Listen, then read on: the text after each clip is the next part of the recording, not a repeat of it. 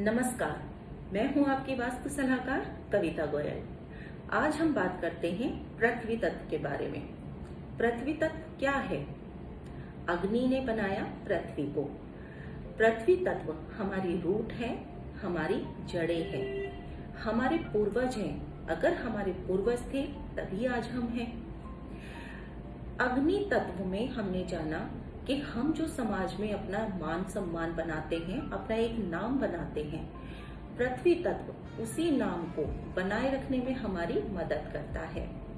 वो कैसे करता है? पृथ्वी तत्व हमें आर्थिक सुरक्षा और ठहराव देता है। हम जो अपने जीवन में धन कमाते हैं, तो उस धन को अब हम जब पृथ्वी तत्व में आते हैं तो हमें पृथ्वी तत्व में आने के पश्चात एक आत्म संतुष्टि का अनुभव होता है। जब हम फील करते हैं कि हाँ, अब हमने कुछ धन कमा लिया है, अब हमने समाज में अपना नाम बना लिया है और अब हम अच्छे से अपना जीवन जी रहे हैं। परिवार के साथ हम हंसी खुशी के साथ में, भाई बंधुओं के साथ में, अपने पितरों को सम्मान देते हुए अपने जीवन को व्यतीत करते हैं।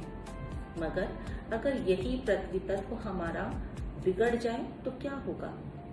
पृथ्वी तत्व बिगड़ जाने पे सबसे पहले तो हमारा पाचन तंत्र पूरी तरह से बिगड़ जाता है।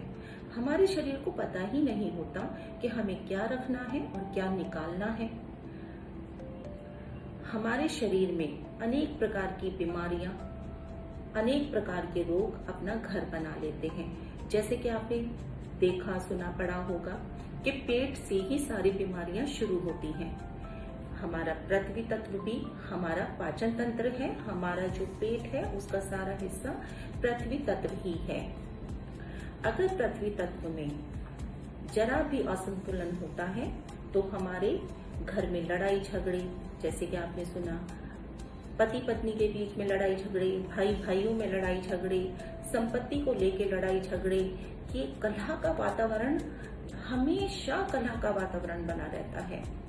अगर हमारी कोई पैतृक संपत्ति है तो उसे हम अगर बेचना भी चाहें तो बेच नहीं पाते। नई कोई संपत्ति हमें अगर खरीदनी है तो हम खरीद भी नहीं पाते। पृथ्वी तत्व का रंग पीला होता है। साउथ ऑफ साउथ वेस्ट और साउथ वेस्ट, इसकी दो मुख्य दिशाएं होती हैं। साउथ ऑफ साउथ वेस्ट में अगर हम सोते हैं, अपने जीवन का अधिकांश समय अगर हम वहां पर बिताते हैं तो कैंसर जैसी महामारी भी हमें लग सकती है। साउथ वेस्ट जो दिशा है वही हमारे पितरों की असली दिशा है। आगे हम जानेंगे आकाश तत्व के बारे में। तब तक के लिए आपका बहुत बहुत आभार और धन्यवाद।